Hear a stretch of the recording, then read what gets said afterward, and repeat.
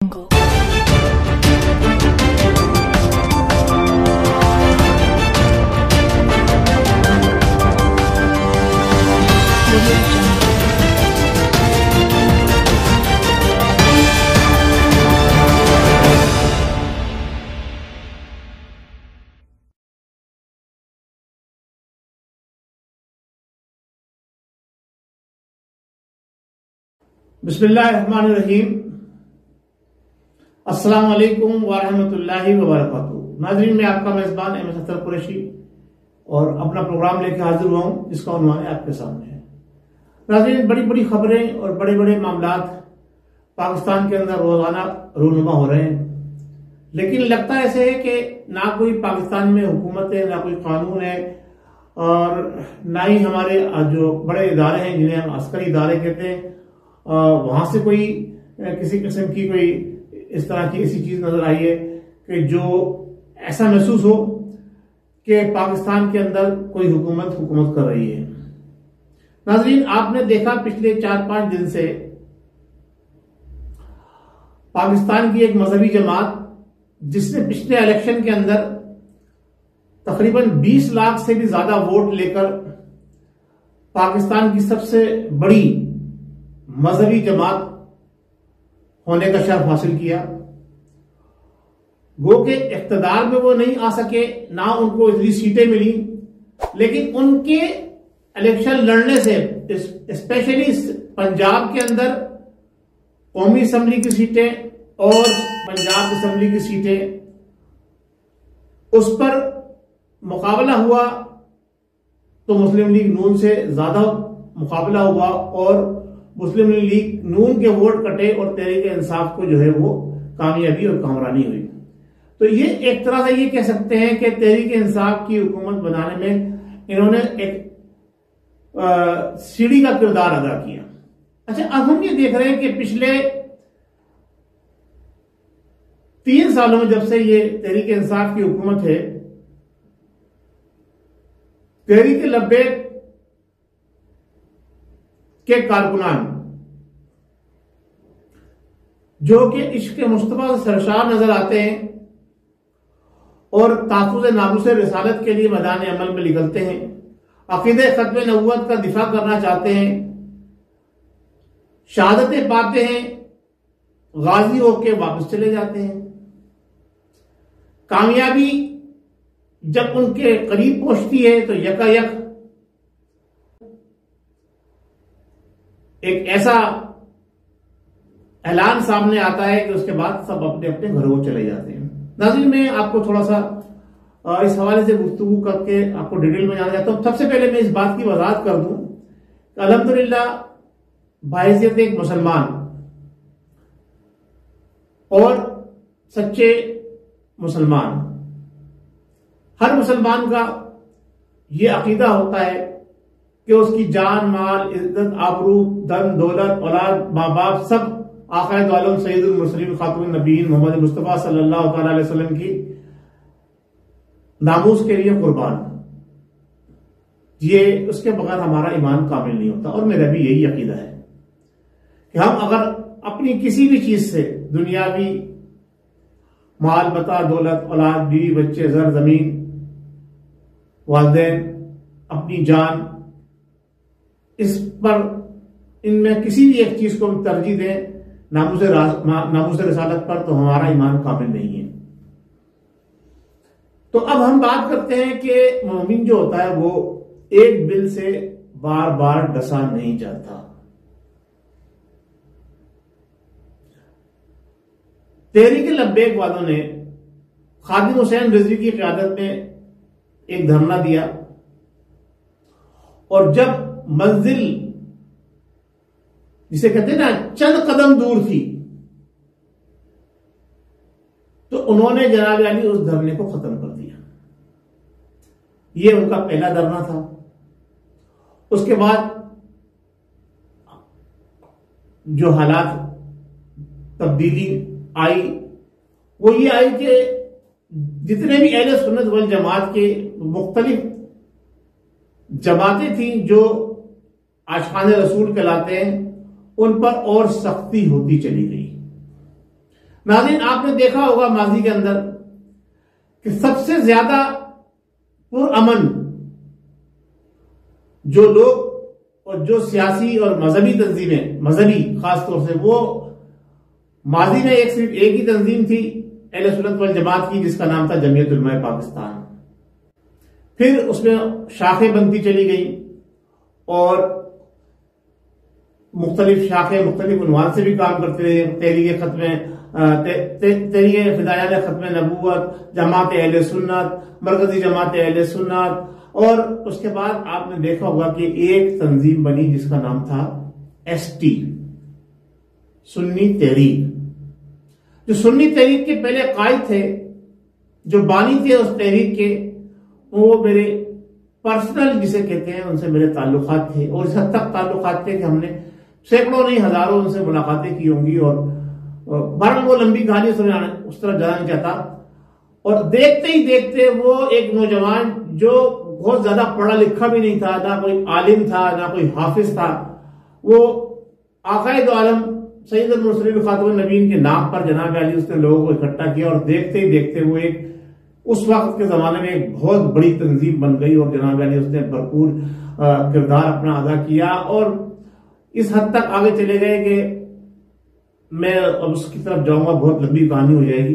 बहरहाल उन पर एक वक्त ऐसा आया कि उन पे अर्ज़ा हयात तंग कर दिया गया, तो उन्होंने रुख किया मौलाना शाह अहमद दुरानी की तरफ, और अपनी गलत पॉलिसियों की वजह से, उन लोगों की गलत पॉलिसियों की वजह से, क्योंकि उनके अंदर दहशत गर्दी का और जिसे कहते हैं मार कुटाई का अंसर बढ़ गया था। तो जब लॉ एंड ऑर्डर एजेंसीज ने उनको कंट्रोल किया, तो फिर उन्होंने जिसे कहते हैं ना, इस दफा खासतौर से तहरीक लब्बैक वालों ने रिक्वेस्ट की मुफ्ती मुजीबुर रहमान और दूसरे लोगों से कि जी आइए हमारे साथ हेल्प कीजिए, हमें बचाइए, हमें तो मारा जा रहा है, हमें कूटा जा रहा है। तो उस वक्त उस अहले सुन्नत की तंजीम ने जनाब अली मौलाना शाह अहमद दुरानी से रिक्वेस्ट की। खैर बड़े लोग बीच में शामिल हुए और उनको सैफ तहसील दिलवाया गया। अब ये उसके काफी अरसे बाद ये तहरीक जन्म लिया, और इस तहरीक ने जन्म लिया जब मुमताज कादरी साहब के रिहाई की तहरीक चली, तो वहां से तहरीक क्या नाम है उसके फिदायात खत्म नबूवत की एक शाख लिख ली, एक शाख निकल के वो उस तहरीक में तब्दील हो गई कि मुमताज कादरी को रहा कराया जाए, और धरने और मार कुटाई और सारा सिलसिला चलता रहा। बिलाखिर हुआ कुछ नहीं, मुमताज कादरी को पाकिस्तान की दफा 302 के तहत, ताजीरात दफा 302 के तहत उसको तख्तादार पर लटका दिया गया। गो कि हम उसको शहीद मानते हैं, लेकिन उसको तख्तादार पर लटका दिया गया। शहीद अब इस मानो में मानते हैं कि उसने वो जो काम किया है, वो उसके बाद अगर हुकूमत वक्त ने उसके ऊपर जो भी जुल्म किया वो अपनी जगह पर है, लेकिन उसका काम बरहक था, सही था। जो उसने काम किया वो काम सही था। लेकिन उसके बाद ये तहरीक लब्बैक में जन्म लिया, और उसके बाद आप इलेक्शन में भी आए। अच्छा, अब ये मैं देखना चाहता हूं, जो मैं आज की मेरी गुफ्तगू का मेन मरकज और महवर है, और मेरी गुफ्तगू का मेन जो एजेंडा और पॉइंट है वो ये है कि आप ये देखिए कि इन्होंने ये जो इस वक्त धरना दिया है, क्या ये फ्रांस के सफीर को मुल्क से बाहर भेजने का पर था धरना, या साद रिजवी को रिहाई कराने के लिए धरना था?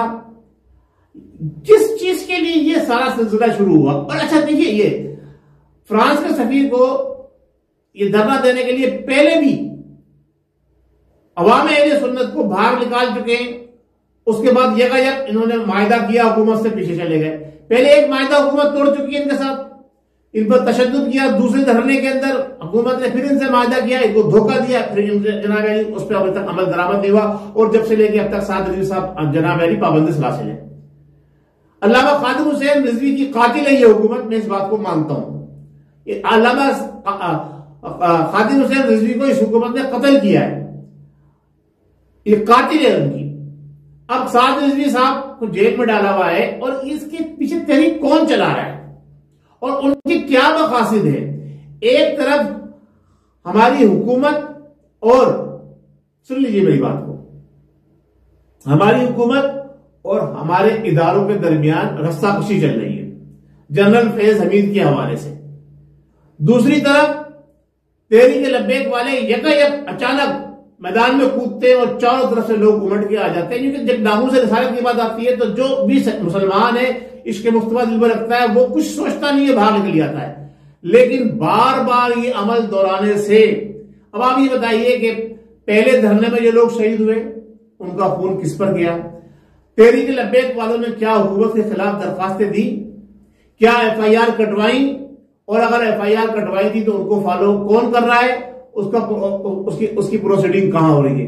फिर दूसरे धरने में आशिकान रसूल शहीद हुए, किसके खिलाफ FIR कटी? कौन मुजरिम था? कौन जिम्मेदार था? आया तहरीक लब्बैक वाले थे जो उस हुकूमत से दोबारा वायदा करके हट गए जो पहले उनको धोखा दे चुकी है। अब फिर तीसरी मर्तबा मैदान अमल में निकल कर आ गए। जब मंजिल करीब आती है, पूरा पाकिस्तान खड़ा हो गया, आपने लाहौर से धरना शुरू किया, Karachi, Quetta, all over the Pakistan, लोग जब मैदान में निकल कर आ जाते हैं तो अचानक ऐलान होता है कि हुकूमत से मायदा हो गया, धरना खत्म हो गया। मैं ये पूछना चाहता हूं कि जब आप पूरे पाकिस्तान से लोगों को बाहर निकाल लेते हैं तो आपके पीछे कोई हाथ ऐसा है यकीनन जो टेस्ट कर रहा है बार बार कि अब भी आशिकान रसूल में कितना दम, कितना खम है, ये कितने बाहर निकलते हैं।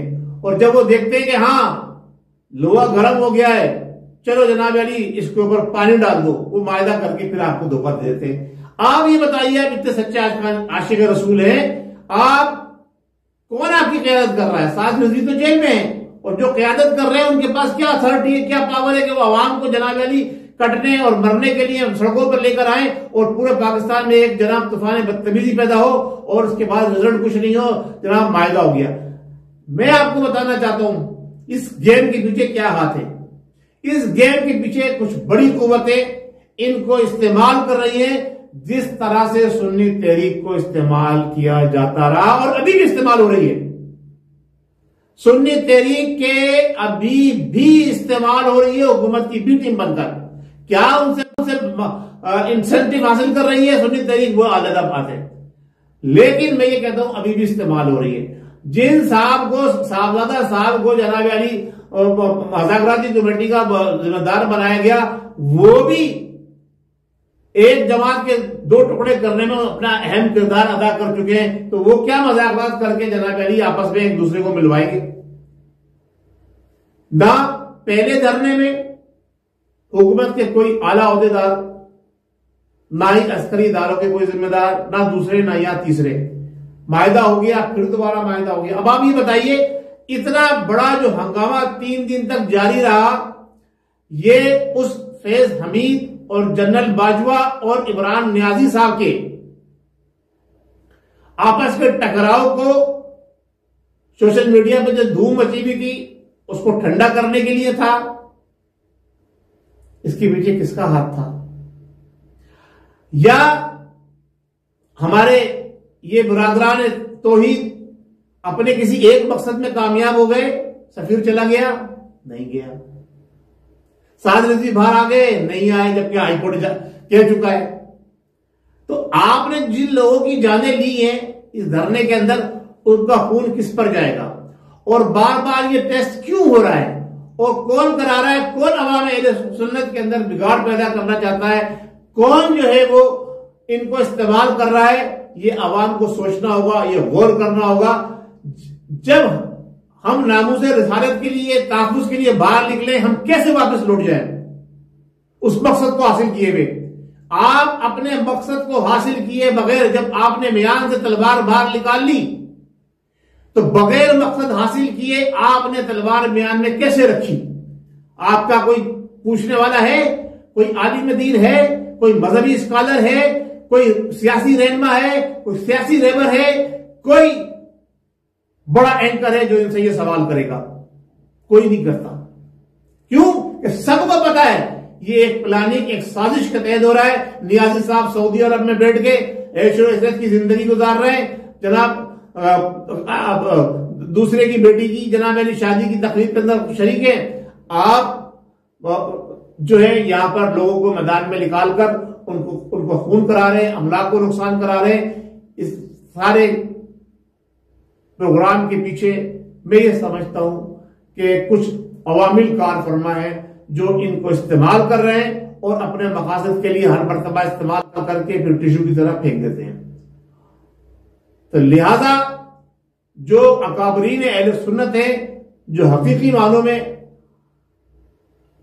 तहफ़्फ़ुज़ नामूज़ रिसालत की बात करते हैं, जो हकीकी मानों में निज़ाम मुस्तफ़ा की मुल्क में निफास की बात करते हैं, जो आशिक़ाने रसूल भी हैं और अक़ीदा ख़त्म नबुव्वत का दिफा जिन्होंने माजी में भी किया और अभी भी करते आ रहे हैं, हमें उनसे रुजू करना होगा और उन्हीं को साथ लेके जब आगे बढ़ेंगे तो कामयाबी और कामरानी हमारा मुकद्दर बनेगी। नबी मोहम्मद मुस्तफ़ा सल्लल्लाहु अलैहि वसल्लम की इज्जत और नामूस का नाम लेकर अवाम के सामने आप ये सारा काम करते हैं और उसके पीछे कौन आपके सरपरस्ती कर रहा है, यक एकदम सारा कुछ ऐसा हो जाता है जैसे ओ इनकलाब आ गया, अब तो गिराम यानी तख्त होगा या तख्ता होगा, वरना सब कुछ धर्म तख्ता होगा।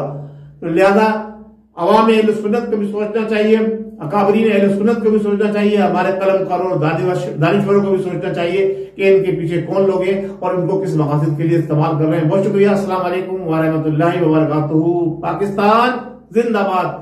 सैयदी मुर्शदी या नबी गुलाम है रसूल के गुलाम है, गुलामी रसूल में मौत भी हयात है और जो ना हो इश्क़ मुस्तफ़ा जिंदगी